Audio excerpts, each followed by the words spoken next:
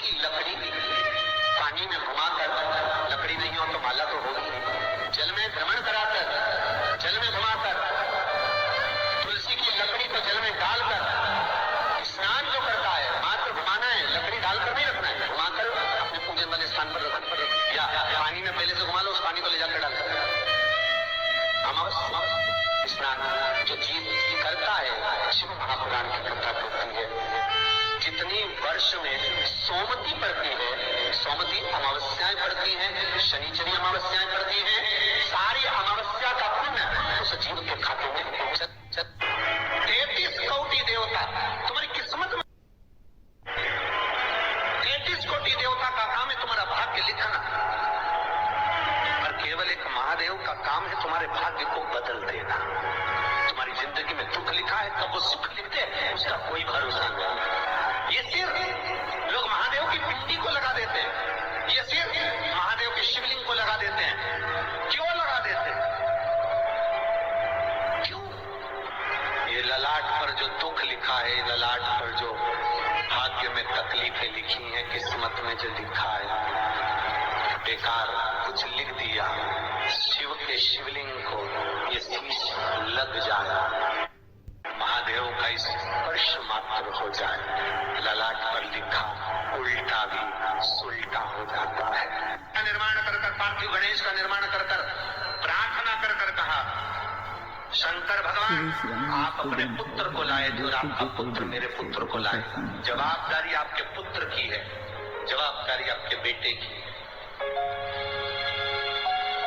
जब बेटों पर जवाबदारी आती है तो फिर वो जवाबदारी बड़ी प्रबल होती है, बड़ी प्रबल। शिवलिंग बना लिया, गणेश बना लिए, पूजन में लग गई, सेठ आया, सेठ ने आकर अपनी पत्नी सेठानी से कहा, मुख से कहा, तेरा बेटा भी यही करता था, तेरा बेटा यही काम करता था और तू भी यही कर रही है। ये माता के गर्भ के संस्कार है, ये हमारे संस्कार हमारे बच्चों में आते हैं।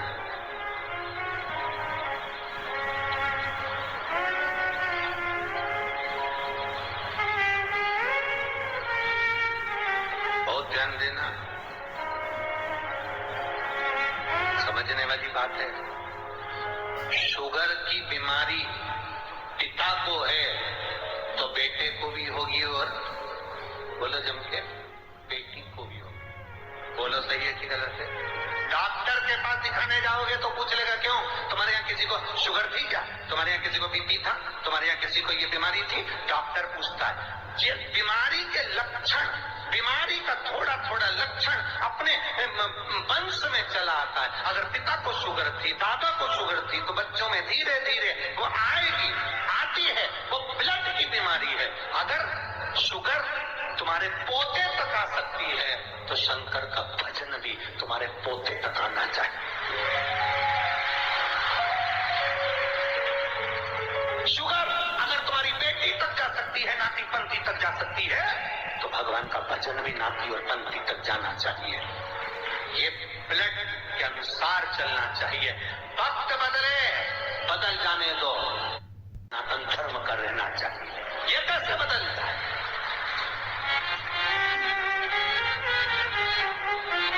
अपना रक्त नहीं बदलना चाहिए। लोग कहते हैं अरे तुम्हारे सनातन धर्म में, तुम्हारे हिंदू धर्म में, तुम्हारे सनातन धर्म में क्या रखा है? जबरदस्ती के ढोंग प्रपंच लगा कर बैठे हो।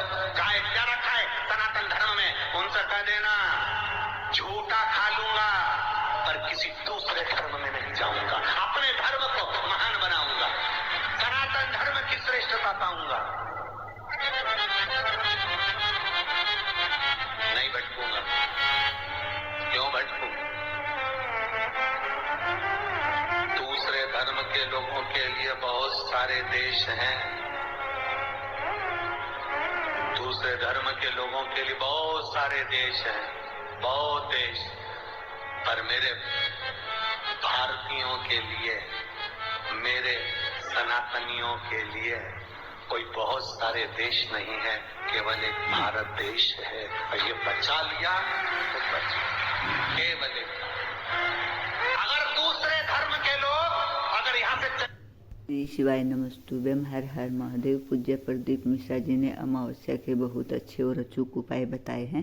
पूज्य प्रदीप मिश्रा जी ने बताया है कि अगर कोई बीमारी होती है तो हमारी 3 पीढ़ियों तक वो चली आती है, तो भगवान का भजन भी हमारी 3 पीढ़ियों तक का फल देता है। पूज्य प्रदीप मिश्रा जी के उपाय देखने और सुनने के लिए प्लीज़ मेरे चैनल को लाइक, कमेंट और शेयर जरूर करें। मेरा चैनल है धार्मिक वीडियो पूनम से। क्योंकि उनके देश बसे हुए हैं, उनके देश उनके धर्म के देश बसे हैं।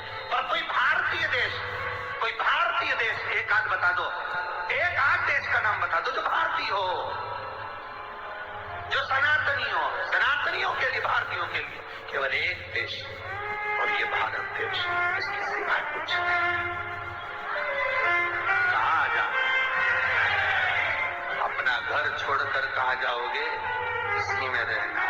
चंदन है इस देश की माटी, तपोभूमि हर ग्राम है, हर बाला देवी की प्रतिमा, बच्चा बच्चा राम है। हर एक में परमात्मा समाया। ये केवल एक भारत ही तो ऐसा है, केवल भारत जहाँ पत्थर को भी प्राण दिया जाता है और उसकी प्राण प्रतिष्ठा करी जाती है, वो भारत के सिवा कहीं नहीं होता।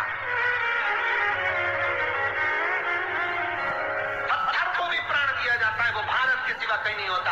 बाजार में जाओगे, गणेश जी की मूर्ति मिल रही कि नहीं मिल रही? अरे बोलो जम के जरा। बाजार में जाओगे, गणेश जी की मूर्ति मिल रही है, खड़े हो जाओगे, माताएं खड़ी हो जाएगी। क्यों? वो गणेश कितने का है? 551 रुपए का। ओ, इतना बड़ा तुमने अभी आगे देखा था? वो तो 351 में दे रहा था। हम भगवान को नहीं खरीद रहे हैं। अभी हम केवल मूर्ति को, केवल जिस व्यक्ति ने उसका निर्माण करा, हम केवल उस मूर्ति को खरीद रहे हैं। हम अभी भगवान को नहीं खरीद रहे। 500 में क्या भगवान मिल जाएगा? 300 में क्या भगवान मिल जाएगा? 400 रुपए में क्या भगवान मिल जाएगा? 200 रुपए में क्या भगवान मिल जाएगा? इतनी सारी मूर्तियां गणेश जी की मिल रही हैं, इतनी सारी मूर्तियां गणेश जी की बिक रही हैं। हम भगवान को नहीं खरीद रहे, हम तो केवल मूर्ति खरीद रहे हैं। भगवान तो तब होगा जब हम उसको खरीद कर घर में लाएंगे, स्वस्तिक बनाकर बिठाकर पूजा करेंगे, उसमें हम प्राण देंगे 10 दिन के लिए, तो वो प्राण प्रतिष्ठा हो जाएगी। ये गुण केवल भारतवासियों को आता है। ये गुण केवल भारत वालों को आता है, इसके साथ किसी को नहीं आता। कोई देश ऐसा नहीं है जो पत्थर में प्राण दे दे, पर भारत ऐसा है जो पत्थर में भी प्राण दे देता है। वो भारतीय है, पत्थर में प्राण देता है। और 10 दिन हम गणेश जी महाराज की आराधना, पूजन अर्चना खूब दिल से करते हैं। और ये वो भारत है जब गणेश जी की वो फिर जो 200 रुपए की मूर्ति तुम आकर रहे थे जाता है तो आंख में आंसू आता है। इसी को प्राण प्रतिष्ठा करते हैं, इसी को सनातन धर्म कहते हैं। ये सनातन धर्म जब वो जाता है तो दिल रोता है। बाबा, ओ बाबा गणेश जी, गणपति बप्पा मोरिया, ऊर्जा वर्षी, कब आओगे वापिस? दिल रोता है। 10 दिन में बच्चे रोते, परिवार रोता। कहाँ ले जाते? विसर्जन। प्राण दे दिए। ये भारत का मूल तत्व है। पूज्य प्रदीप मिश्रा जी ने बहुत अच्छी बात बताई है कि सिर्फ भारत के लोग एक पत्थर की मूर्ति को खरीदकर उसको भगवान का रूप दे देते हैं, उसकी सेवा और साधना करके भगवान को मानते हैं और उसमें ही भगवान का रूप देखते हैं। पूज्य प्रदीप मिश्रा जी की कथा और उपाय अगर आपको अच्छे लगे हों तो एक लाइक और एक कमेंट अवश्य करें। हर हर महादेव। जय शिव शंकर, जय भोलेनाथ।